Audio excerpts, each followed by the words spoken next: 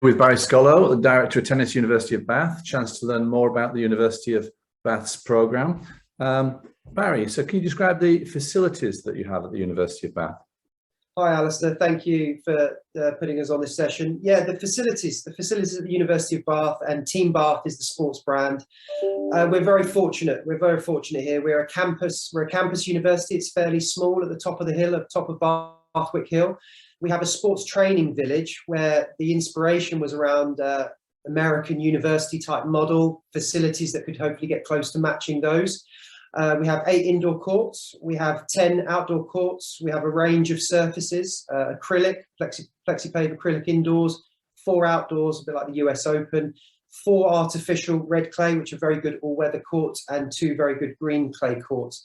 We have 2 gyms as part of the facility, 50-metre pool, cafe, all other sort of recovery spaces, studio space. It's all under one roof, the sports training village, and it's a 30-second to 1-minute walk over to campus and other facilities that you'd expect from a university. So we're very, very fortunate. It's all very close together. Great, and of course all those facilities, obviously the tennis facilities, but then that's Olympic level, isn't it? Because there's a lot of Olympic sports and other sports using the facilities as well. Yeah, I mean, we've got a lot of national governing bodies who choose to base here, and we've had huge success in the Olympics. In Tokyo, just gone, I think we had up to 22 athletes at Tokyo through the Olympic and Paralympics, with 9 medals across both. So it's a big focus sport, big training where athletes mix together. We're very lucky in that environment. Yeah.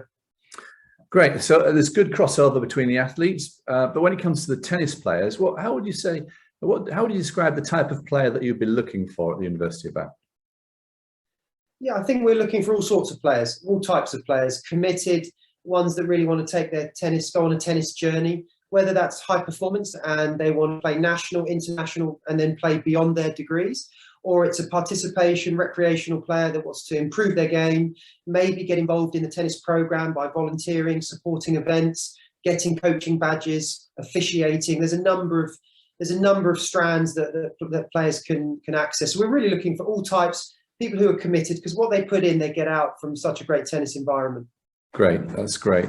And when it comes to the schedule for the top players, what could you expect for first team, second team player? What kind of schedule would they get, hours per week, etc.?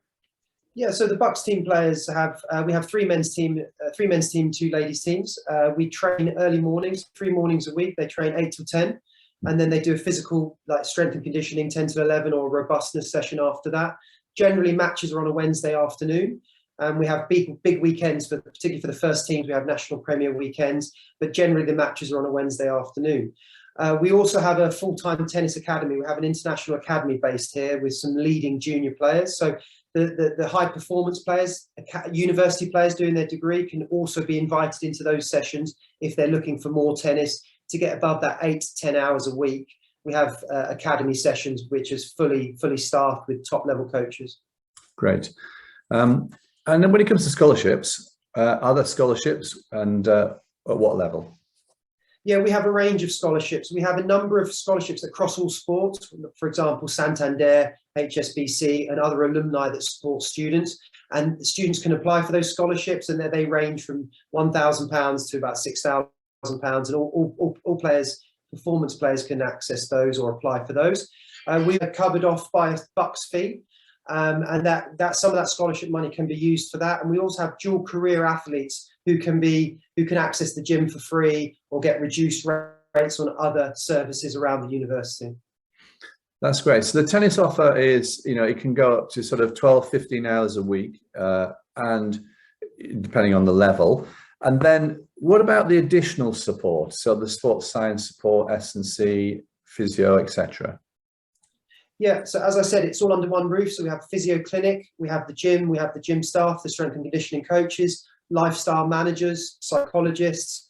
They're all under one roof. So we have 3 to 4 hours a week designated for the university students in physio. We also have lifestyle manager and student officers that the students can access for if they need to talk or any sort of outlets that they need there. They have access to the gym.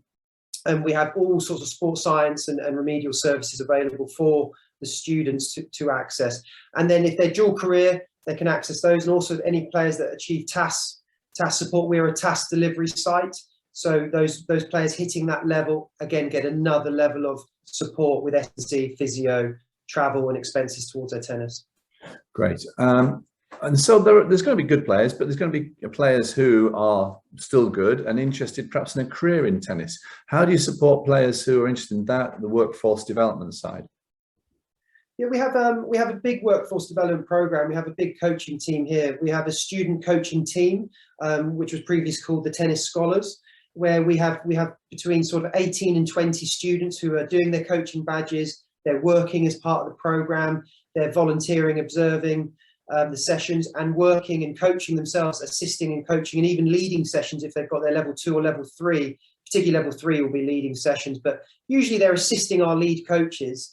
And there's progressions all the way through each year, and they can really immerse themselves in the tennis industry, the work we do with the LTA, yourself, Alistair, and there's opportunities through UTC, University Tennis Coordinator, after someone becomes maybe postgraduate, or pro player coach, things that people could get into.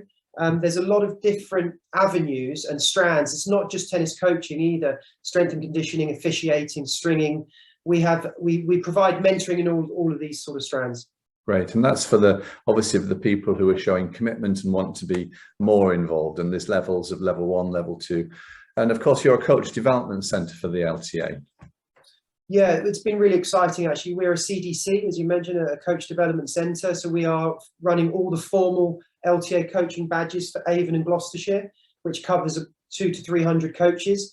Particularly for the students, level 1s and level 2s will be particularly interesting. The ones taking it further can achieve a level 3, and they can do that all here at the University of Bath, or two of our very local sites near Bristol or Gloucester. But generally, a lot of the CDC, the coach development, is happening here in the building, and we're going to have a lot of CPD opportunities outside of the formal coaching badges as well. So that's just this year, so it's really exciting for the students to access. That's great. And just going back to the players, they obviously the BUCS matches take place. There's often a coach with the players at the team events and the BUCS team events. What about outside the BUCS events? Yeah, because of our academy and because of our setup and the amount of players we work with in the team, we're at British Tours, Futures, ITFs.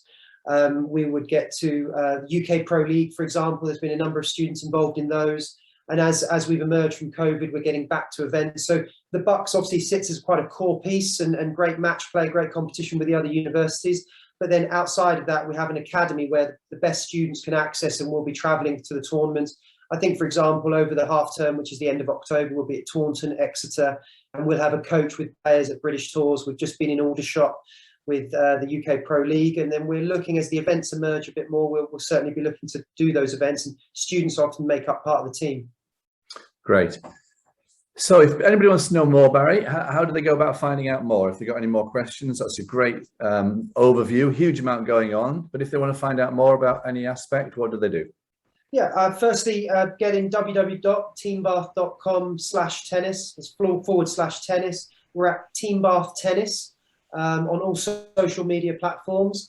And then we have, if they just want to email in or Google us, we'll be found on all the University of Bath or Team Bath. So, and you get all the key contacts, and we have key members of staff and a general email that we can get information to, but it's at Team Bath Tennis on all the social media platforms. Just as a reminder, you can get it through the University of Bath, but if you put Team Bath, usually everything comes up. Great. Thanks very much. Thank you, Alistair.